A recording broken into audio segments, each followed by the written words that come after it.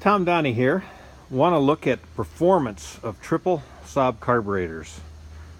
I tested all the carburetors that I know of anyway. We've got the Lancia carburetors, which are a dual carburetor, a dual Solex on a special manifold, downdraft. Then you've got your 73-24-17, which is your later Monte Carlo. Here's your earlier Monte Carlo, the 73-1098. Then you've got your later version of the non-Monte Carlo, a 73-2007. And then you have your GT, which is your first triple carb made, the 717-921. And then lastly, you've got the Sonnet side drafts, which are the preferred choice for Saab carburetors at this point in time for best performance, unless you're using a Mikuni or Electron, because they will outperform the Sonnet hands down, both in drivability and high-end horsepower all the way through the range. The one thing that does make every one of these carburetors a bit unique is the manifold. And you can actually, the Lancia excluded, you can actually take a manifold, if you get everything to match up for the holes and stuff, and use a earlier manifold on later carbs and so forth. Your GTs are a BIC carburetor, a 34 BIC, so they are a little bit different. But they also have the shortest manifold. And you know, manifolds are going to determine what your power band is, and whether you're going to have power on higher RPMs, lower RPMs, that sort of thing. All that has to be taken into account, just as an expansion chamber does when you're racing and doing that sort of a thing.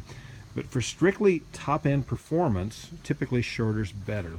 Longer gives torque, shorter gives horsepower. So it really depends on what you're after. And that's a generic rule of thumb, not always true. So two strokes are a totally different animal. I'm going to try here to show the performance gains of these carburetors. Really the only part that needs to be looked at, and I ran, these are all part of my air-fuel ratio testing that I did. I ran over 30 tests. All tests were done without air cleaners, and were done in a 7,600 RPM max range. And the power band started, these charts are actually off on the numbers they show for the RPM. It ended at 7,600 and started somewhere, I think around, I want to say 6,800, something like that. Anyway, this is a, if we look at the number there, the red is the 73-24-17, and that's a late Monte Carlo. And we're running overlaid comparisons against the 73-1098, which is the early Monte Carlo, and then a 73-2007, which is a late non-Monte Carlo. So there's the different carburetors here laid out just as they were tested. There's the red line, there's the green line, and there's the blue line. And once we establish what those are, then we can look over. The left side is our engine torque in blue, and that would be the bottom number here. And then the top number is our horsepower, and that's in red, engine power. Okay. These are all weather corrected, so it's all taking into account the current weather situations. And you can see here clearly that the red carburetor is the winner. The green's in the middle, and blue was the lowest. Same thing for torque. So the clear winner was the red one, which is the 73-24-17, which is the late style Monte Carlo. Now these are very, not that significant differences. I would call these almost indiscernible if you're running repeat tests. Very, very tough to get a difference. But I ran enough to know that this was where the carburetors ran, and obviously that's why I have in the example there. So here's your best carburetor for performance amongst these three, followed by your early Monte Carlo, followed by what you would expect, the longest intake manifold, which is your 73-2007. That said, the 73-2007 is a very smooth, very good running carburetor. I'd recommend it for anything except balls to the wall, all-out racing. That's going to be a good carb. If you change the manifold over from this one onto those, same thing, because it's the same damn carbs. They're the 34W-2 here, the 34W-2 here, and then the 34W is what we're running on the 73-1098. So of those three carbs, here's our winner. But then if we compare further, and we take the 417 we just said was the best, and we look at it here, and then we compare it to a 717 921, which is the GT carburetors.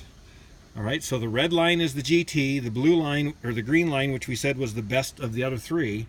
You can ignore the blue line for right now. But again, the red line is the GT, the green line is the best performing of the other carburetors. And you can see, once again, the red line is the winner. It's the highest one up. And the red line is the GT. So the 71, 79, 21, the early GT carbs, outperforms the best of these three carbs. So the best carburetor you could put on for top-end performance, according to my tests, were the GT carb. That said, the GT carb has a zillion parts. It's got independent throttle adjustment. It is a royal pain in the ass to work on. So I wouldn't recommend using it. If you really want, and what makes it a little bit better, it's got the shortest manifold of all. So that's really what your subtle differences are. So I guess what I'm saying, of all four of these choices you could have for these carburetors, if I was going to choose one for 99% of what I was going to do, I would take that guy right there. Easy to find, inexpensive, easy to rebuild, works great. If I wanted top-end horsepower, okay, swap the manifold out. Then you basically have a late model GT. That's the only difference is the manifold. A little bit shorter manifold, about a half-inch shorter, I think. So that's your 4 common downdrafts that have good performance. And we'll take one more look here now at Lancia and some 40mm side draft. And again, the Lancia, they're an oddball. I've only seen a few sets of those, so good luck if you have a set of those. They perform real well, but they're a downdraft. And if you compare them to a side draft is always going to win. So here you've got your Bonneville, you've got your GT carbs, which we said was the best carb in red. Then we got our Sonnet, which is said by most to be the best carburetor period you could run from Saab factory. And then the Lancia carb. And the Sonnet is in green, and you can see the Sonnet outperforms everything. Followed by the Lancia, which is in blue. Followed by the best performing of the other 3 downdraft, which is the GT carb. So there you can look at that. Hopefully this turns out okay on a monitor. Kind of ignore the last half of those on the right side of the screen, because that's more internal notes for me. Really all you want to know is what carburetor number was. Was it a side draft 40mm or Lancia or the 921 GTs? So that shows the performance of those. Clear winner again is the Sonnet. Let's see, what do we got here we're going to look at? So now we've got the Sonnet in red, the side drafts, the Lancia, and then just another comparison of the 731098, which is a pretty good carb. And again, the Sonnet is going to outperform everything. The Lancia falls down on the high RPMs because of its downdraft and longer intake. Excuse me. What I want to look at here, just for comparison, this is a Mikuni carb I have, or Electron carb. I run these at Bonneville, and I'm going to try to overlay these so you can see them a little bit. Here's 127 horsepower. Excuse me, it's not actually 127, it's torque. I'm sorry. Horsepower is on the right. But if we lay that across and kind of line these up in the same, you can see the increase in, there's the 83 right here. And this is with your Mikunis and Electrons that I'm selling. So you can see there you've got better performance with those by far.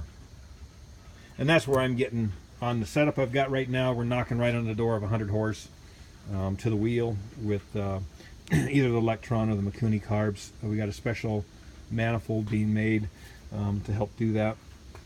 One thing I did want to show you here, this is only difference in these is jetting. The bottom number, the green number, was an engine that was fed a little bit too much fuel. You'll see all the time, especially in diesels, where they pour all that black smoke out the exhaust pipe. And all that is black. Every time you see black exhaust, think of horses, black horses. That's black horsepower going up and out that's not being utilized. That's an inefficient engine. And the same will hold true with these Saab. If you're smoking a bunch, you're running too rich. And there's an old saying, lean is mean, and you will definitely gain power if you run these just a little bit leaner. And careful not to go too lean, of course, or you'll be buying pistons from me. But this shows how huge of a difference. This is the exact same carburetor, ran within minutes of each other. All I changed was the main jet. The top number is a leaner jet. That's all I did. I knew I was running rich with the green, and I jetted down, and bam, it took off and ran. So there's all the carburetors. Again, I really like that 2007, that late model one. That's a real easy to get carburetor, easy to use, and it'll perform extremely well on your Saab for you and do a great job for you out there. We are having manifolds made, just FYI. We've got a variety we're doing right now, but there's a kind of a quick look in some of the testing we're doing, and getting some pretty good numbers out of everything. So that's all I got for today. This is Tom Donning, Fort Dodge, Iowa, signing off.